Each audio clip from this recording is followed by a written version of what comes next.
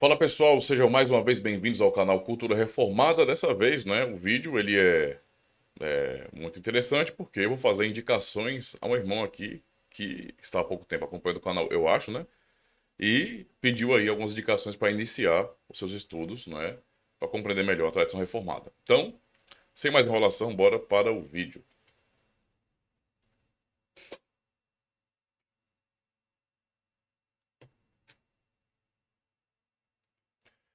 Bem, meus irmãos, mais uma vez, para quem está chegando agora, seja muito bem-vindo e caiu de paraquedas, se inscreve no canal, tem muito conteúdo bom para vocês aqui, beleza? Vamos aqui então ao pedido do irmão. É o Roberto Vargas. Muito obrigado por seu comentário. Ele assistiu aí, tá assistindo, eu acho, né, a playlist dos Cânones de Dort. Ele fala bem assim: Reverendo, estou começando na fé reformada. Me diga, por favor, quais os 3 ou 5 principais livros que devo ler neste início? Quais seriam ideais para o ponto de partida na fé reformada? Me ajude nisso, por favor. Obrigado, Deus abençoe. Meu irmão, muito obrigado por seu pedido, tá? Muito pertinente mesmo. E eu vou ter prazer em indicar alguns livros para o irmão, mais do que 5, na verdade. Mas é a maneira como eu vejo, tá? Se você fosse perguntar em outros canais, talvez os outros estariam indicando livros diferentes dos meus aqui. Tem muito conteúdo, a verdade é essa, tem muito conteúdo, mas eu penso que para começar a entender melhor a fé reformada, eu sempre, pessoalmente, né, no meu contexto, eu indico esses livros aqui, tá? Porque eu penso que realmente é importante você entender a raiz, tá? O que é realmente essencial. Isso é muito importante. Se a pessoa chegar no mundo dos debates loucos da internet, a pessoa vai ficar perdida, né? E não vai entender a essência da fé reformada, não vai entender a beleza da tradição reformada, tá? Então, eu queria começar com um livro que eu gostei muito da leitura, que vai ajudar a equilibrar um pouco as coisas, né? Que é justamente esse aqui, ó. Eita, deixa eu tirar o efeito aqui de. Eu tô com um efeito de. Esqueci até o nome. Remoção de fundo, no caso, de borrar aqui a tela, né? Deixa eu tirar aqui para vocês verem melhor. Então, esse aqui, tá? Cartas a um jovem calvinista, James K. Smith, tá? Eu comprei esse livro por indicação de um irmão, certo? Um irmão lá do Acre, tá? Que acompanha nosso canal, um irmão querido também. Ah, e é um livro, assim, que eu gostei muito da leitura, tá? Aqui, não é claro, né? Ele faz o livro assim, como se estivesse respondendo, mantendo uma correspondência com um jovem que acabou de chegar na tradição reformada. Então, para mim, é um livro ideal para quem está chegando na tradição reformada. Por quê? Porque o objetivo dele é trazer orientações, não é, para esse jovem que está chegando no calvinismo, para que ele não venha cair em certos extremos que existem, porque existem, tá? Querendo ou não, existe no contexto reformado divisões, não é? Existe briga, tem muita treta aí no meio reformado, tá? De verdade. E existe sempre aquela questão de um grupo puxar a sardinha para si, não é? Em detrimento do outro, rejeitando os outros, tratando os outros como infiéis. Eu estou falando de tradição reformada mesmo, de gente que é reformada, de igreja histórica, confessional, etc. E sem contar os que são, sei lá, né, os que são entusiastas da fé reformada, mas que já se chamam de reformados também. Eles não estão dentro dos muros, estão lá de fora, mas acham que sabem muito sobre a tradição reformada e acabam pintando como eles querem, como eles acham, não é? E distorcem a fé reformada, o calvinismo, etc. E esse livro, ele traz um equilíbrio muito importante, né? Porque vai mostrar que a tradição reformada, ela é ampla, ela é ampla. Ela não está limitada, por exemplo, ao Westminster, ao contexto dos puritanos. Não é? Ela é ampla, ela é muito ampla. E é importante ter essa noção para entender a riqueza da tradição, porque senão a pessoa acha que a tradição reformada não tem nuances e é só aquilo e acabou. Pronto, só tem os presbiterianos e pronto, não tem nada mais do que isso. Né? É tanto assim que as pessoas fazem um link, né? Hoje, a loucura é essa aqui, ó, tipo, elas fazem um link, por exemplo, Calvino, os puritanos. Calvino, puritanos. não é um link direto.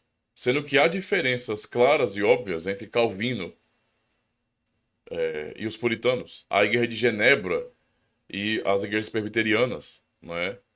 Dos Três Reinos, ou as próprias igrejas reformadas continentais, né? Filhas de Genebra, como a Igreja da Holanda, por exemplo. Então há distinções, há diferenças que são contextuais e pontuais e que devem ser conhecidas também, para que nós venhamos entender que a tradição reformada ela é ampla.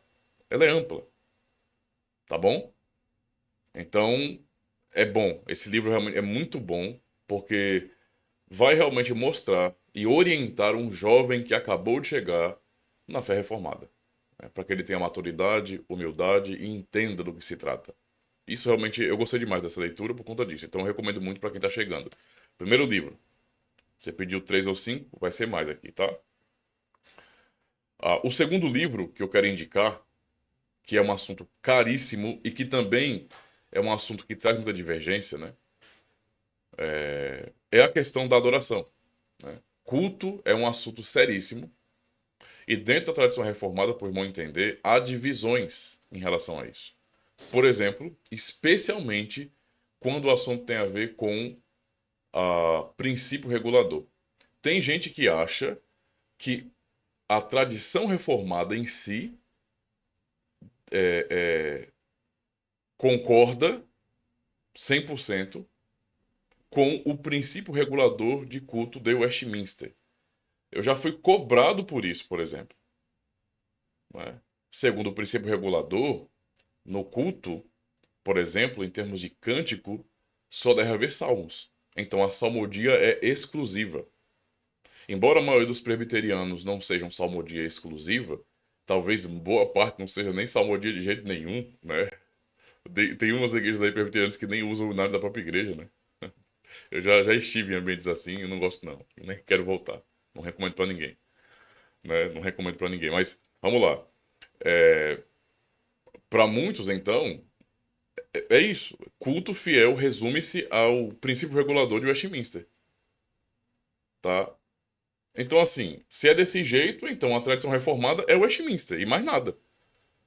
Não há nuances, não há diferenças. É só o que está em Westminster. O Westminster determinou a verdade da tradição reformada. E está errado isso aí. Totalmente errado. Nem todo reformado segue o princípio regulador de culto. É coerente quando um presbiteriano confessional, obviamente, subscreve e segue o princípio regulador de culto. Isso é coerente, perfeito, é da tradição deles mesmo. Mas as igrejas reformadas holandesas não subscrevem os princípios, o princípio regulador de culto de Westminster. Não faz nem sentido isso, na verdade. Não é? Eles trazem princípios, nós trazemos princípios de culto, que está em nosso regimento, mas não é igual de Westminster. Tá? Nós não temos nenhum tipo de é, é, compromisso com o princípio regulador de Westminster. Os presbiterianos devem ter, não nós. Porque nós não somos presbiterianos, nós somos reformados. Então tem distinções, tá? Então, para isso, apesar dessas distinções de uns são salmodia exclusiva, alguns do salmodia exclusiva são tão radicais que eles nem consideram, não é, as igrejas reformadas que não são de salmodia exclusiva também, como se estivessem realizando um culto. O que para mim é muito ofensivo. Eu não tenho problema com salmodia exclusiva e nem com inclusiva, não é? No contexto que eu estou, a salmodia é inclusiva. Né? E eu não me incomodo, eu vou cultuar numa igreja que só tem salmo, amém. Eu vou me alegrar, vou adorar a Deus, vai ser uma maravilha. Mas isso nem sempre é recíproco. Às vezes, quem vem de fora tem essa mentalidade fechada, então é isso, e se não for do jeito que o Westminster determinou, não é? Se não for segundo a interpretação de Westminster, eu não aceito, eu não quero. Né? Eu lamento, mas esse tipo de coisa acontece no meu reformado, tá? É briga dentro de casa? É, mas é briga, tá? Então, mesmo assim, mesmo que haja essa divisão, eu recomendo muito o estudar sobre o culto, porque é um assunto caro. Porque a nossa fé é demonstrada no culto. Tá? A reforma protestante também foi uma reforma do culto, da adoração. E eu gosto de recomendar, tem muitos livros sobre isso. Tá? Tem um livro ali sobre o princípio regulador e o só a escritura, etc. E tem outros livros também, né? A adoração evangélica, Jeremiah Burroughs, né? Mas eu gosto muito desse também. Ele é muito simples, ele todinho é montado baseado numa liturgia, basicamente, que é o de John Pine, né?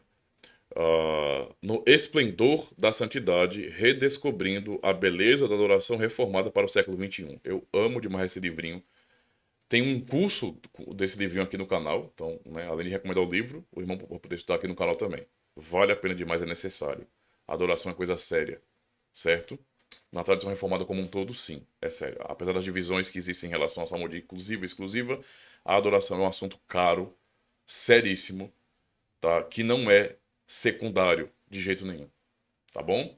Então, dois livrinhos já, não é? O outro livro é um livro mais histórico, mas é um livro leve, não é um livro de história que tem uma linguagem acadêmica e que é cansativo. Não é um tipo de livro que você vai se aprofundar de maneira acadêmica em detalhes em meios da história. Mas é um livro muito bem organizado. Na verdade, são dois livros em um, né? Que vai contar sobre a história do Guido Debré, que foi um pastor das igrejas reformadas, que foi martirizado por conta de sua fé na região da Bélgica e que escreveu uma confissão de fé, certo? E que nós adotamos hoje a confissão de fé que ele escreveu, tá? As igrejas reformadas adotaram naqueles dias também, por ser uma confissão de fé filha da confissão de fé francesa. Ele foi aluno de Calvino também, não é? E o que ele escreveu, né, foi fiel, né? Se você comparar até a confissão de fé francesa com a confissão de fé belga, você vai dizer, eita, são de fato, né? Aqui é mãe e filha aqui mesmo, né? Tamanha similaridade. E aqui nesse livrinho você tem a história de Guy Debray e você também tem o livrinho chamado Três Homens Chegaram a Heidelberg, que é a história também, né, que dá contexto para a formação do próprio catecismo de Heidelberg, que nós subscrevemos, tá? Então tá aqui esse livrinho aqui, ó. Certo? Então, um livrinho com dois livros, no caso, né? O Herege Glorioso e Três Homens Chegaram a Heidelberg. E isso te dará uma fundamentação histórica também, porque contando a história desses homens reformados, vocês vão entender, né? Como foram as lutas, debates, os desafios para defender a fé reformada e para que tais documentos, não é, chegassem até nós. É por isso que são tão preciosos. Então é bom entender isso aqui. É bom entender, né? Porque é assim que você compreende a tradição reformada, compreende as motivações, as lutas, os desafios, o quanto custou para que essa fé, as doutrinas reformadas chegassem até nós, tá? Então, recomendo demais. Tudo vai estar na descrição, tá? É claro, se o irmão não fez isso ainda, tanto pode pesquisar de graça na internet, né? Tá no Google aí, é documento de domínio público, mas pode comprar também os livrinhos, né? Eu recomendo tanto você quer entender melhor a sessão de unidade, é bom ficar lendo, né, a sessão de unidade e também os padrões de fé de Westminster, não é, para que você possa compreender também, né, lendo os próprios confissões reformados e descobrindo a profundidade de sua teologia. É maravilhoso, irmão. É uma riqueza imensa. Então, recomendo que tenha confissões reformadas também. Ainda em matéria de história, né, vamos pensar bem sobre isso. Aliás, eu falei sobre Guy de Debré, Confissão Belga, e Catecismo de Heidelberg. Então, eu aproveito e indico desses dois primeiros padrões de fé das igrejas reformadas, a, além da transformação de unidade e da história, também o comentário desses materiais, dessas confissões, para que o irmão se aprofunde teologicamente. Isso aqui é teologia reformada confessional, certo? Então, comentário na confissão belga. Vale a pena demais, é um comentário excepcional. Sem contar os comentários também que existem, né, em língua portuguesa da Confissão de Fé de Westminster e também dos catecismos. Então ainda há uma riqueza, graças a Deus, né, de conteúdo teológico profundo, confessional, que é necessário para quem quer realmente mergulhar na tradição reformada. Não é? Fé reformada sem confessionalidade é balela, é conversa fiada. Tem que se aprofundar nisso. Teologia reformada é aqui, ó, tá? Então, recomendo esse livro. Também esse comentário no Catecismo de Heidelberg, certo? Muito útil não só para o seu crescimento pessoal, mas para usar de maneira devocional com sua família, por exemplo, vale a pena demais, tá? É uma linguagem muito pastoral, muito simples também, e que vai ajudar a compreender, né, a teologia do catecismo, tá? Ah, então, basicamente isso. Ah, para fechar, né, essa questão das indicações, para o irmão amadurecer, os demais irmãos também, qual é o assunto que é mais comum quando o assunto é calvinismo? fé reformada, não é? É justamente a questão da soteriologia. Se o irmão pesquisar qualquer coisa sobre calvinismo, vai perceber, não é? Faz uma pesquisa no Google ou no YouTube, vai perceber a quantidade de canais, de blogs, de sites, de vídeos falando sobre calvinismo e arminianismo, calvinismo e arminianismo, calvinismo e arminianismo, calvinismo e arminianismo, e debate, debate, debate, debate, debate, debate, debate, e boa parte, se não a maioria desses materiais que você vê na internet, são materiais irresponsáveis, materiais de pessoas que não são compromissadas com a tradição reformada, não são membros de igrejas reformadas e querem falar muito do que não sabem. Tá cheio de pessoas que não são reformadas falando sobre fé reformada, falando sobre Dort, sobre calvinismo. E, sinceramente, para mim isso é um desserviço, tá? Desserviço. Porque não entendem, não estudam, não fazem parte, não têm compromisso real. Um reformado de fato subscreve essas confissões. Por exemplo, quando o assunto tem a ver com 5 pontos do calvinismo, que é o que se fala, e Dort nesse sentido, não é? Existem aqueles que são entusiastas que olham do lado de lá, não é? Tentando deduzir algumas coisas, e tem aqueles que fazem parte da tradição e subscrevem os cânones de Dort, não é? Juram solenemente que estarão ensinando de acordo com os cânones de Dort, não é? E que são reformados de fato. Tá? Então, já que esse é um assunto que está sempre em alta, causando problemas e divisões e brigas, etc., não é? E distorções absurdas, tá? Que quem é reformado olha e fica, caramba, velho, de onde esses caras tiraram isso? Não é? É o assunto a respeito dos 5 pontos da soteriologia. Sendo assim, eu tenho que indicar, né? Tanto que o irmão adquira os cânones de Dort. A seção de unidade já tem então os cânones, certo? Temos uma edição também que é a melhor que nós temos em língua portuguesa. Eu estava de cabeça para baixo, dando nome de Lula aqui. Perdoe. Estava dilmando, foi mal. Os cânones de Dort, né, da Grafa Editora, uma edição corrigida, tá, e que traz um prefácio maravilhoso explicando o contexto do sínodo e como o arminianismo foi tratado naqueles dias. Como heresia. E você vai ouvir muita bobagem a esse respeito, de gente defendendo que não, é só um errinho, é um erro, não é heresia, não. Eu estou dizendo, como um cristão reformado confessional, tá? Que isso, o que é chamado de arminianismo hoje, não é um errinho teológico. Não é uma coisa tolerável, não. É uma coisa que vem do coração do diabo, tá? É uma coisa diabólica. Então, para que o irmão se aprofunde nisso, temos um comentário nos cânones. Hoje, graças a Deus, temos um comentário nos cânones. Né? Também a linguagem é pastoral, porque os próprios cânones não são. Os cânones de Dort, que falam lá sobre o tal dos 5 pontos, não é um documento, tá? Que tem uma linguagem escolástica, que tem uma linguagem acadêmica exagerada. É um livro, é um documento pensado para edificar os crentes. É uma confissão para a igreja, da igreja. Então a linguagem do comentário, feito pelo pastor Abraham de Graaf, que é um missionário holandês, não é, segue também esse mesmo padrão, né? Pastoral e simples, e muito profundo. Então, ó, precisa, certo? Somando a isso, temos também 2 volumes na história de Dort. Então, se o irmão que está chegando agora à tradição reformada não quer cair nas lorotas desses, como diz o pastor Walter Reggiani, pastores passapanistas, mentirosos, dinheiristas que querem faturar vendendo livro e curso, contando mentiras sobre Dort, apaziguando não, né? Diluindo a verdade, não é? Tanto histórica como da escritura, tratando o que é historicamente condenado como heresia, como sendo uma coisinha normal, aceitável, tudo bem crer de maneira diferente, não é? Tá certo você dizer que Cristo não salva de maneira completa, tá certo dizer que o salvo em Cristo ainda vai para o inferno, não é? Tá certo dizer que se perde a salvação, tá certo dizer que o ser humano, por seu livre-arbítrio, prevalece e no fim, não é? Deus tem que respeitar a vontade do homem. No fim, o ser humano é que é soberano sobre Deus, a realidade é essa. Né? Ou então está num nível igual a Deus. Se as pessoas acham que isso é normal, que é uma coisa aceitável, né? Eu vou repetir, é uma coisa diabólica, na verdade. E muita mentira é contada sobre a história, e eu recomendo esses livros aqui, não é? História, História e Pré-História de Dort, para que você entenda as motivações, o contexto, o que levou ao Sínodo de Dort, tá? É um material essencial.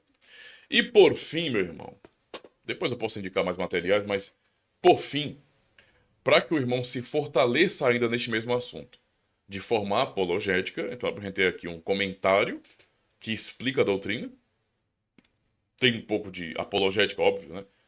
Assim como o material histórico também, mas é mais histórico. Eu recomendo esse livro excepcional de John Owen, tá? Contra o arminianismo e seu ídolo pelagiano, o livre-arbítrio. É um material excepcional para fortalecer o seu entendimento, porque aqui John Owen, ele não só refuta, ele não só combate o arminianismo, mas ele também traz várias fontes históricas. Lembremos que ele estava ali, século XVII também, estava próximo ali, não é? E ele presenciava, digamos, era do seu contexto ver, não é, e ouvir as loucuras arminianas. Eles continuaram, depois do sínodo, a falar, a difundir suas lorotas, suas heresias, e ele vai trazer aqui, ele traz, né, citações de documentos remonstrantes, não é, que são absurdas. Então, nós temos que, né, de maneira crua, ler e ver, não é, basicamente, as heresias destruidoras que eles pregaram, para entender que a coisa é séria, tá? Então, são essas as indicações para o irmão e para os demais irmãos também. Reforçando isso, né, eu trouxe material sobre história, sobre culto, né, adoração, e sobre confessionalidade. Isso, não é aquele básico, tá? Tão básico e essencial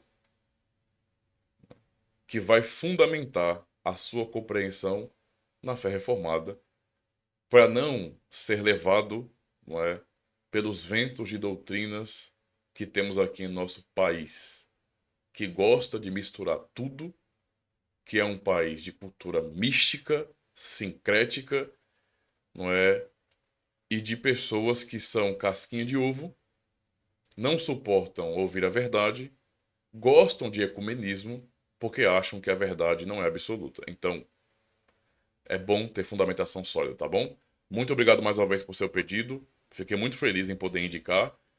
Vou deixar todo o material aqui, né, a listinha na descrição, para os irmãos poderem adquirir esse conteúdo, esse material e crescerem no conhecimento, não é, da história das igrejas reformadas e também da sua teologia, tá bom? Deus abençoe meus irmãos e até o próximo vídeo.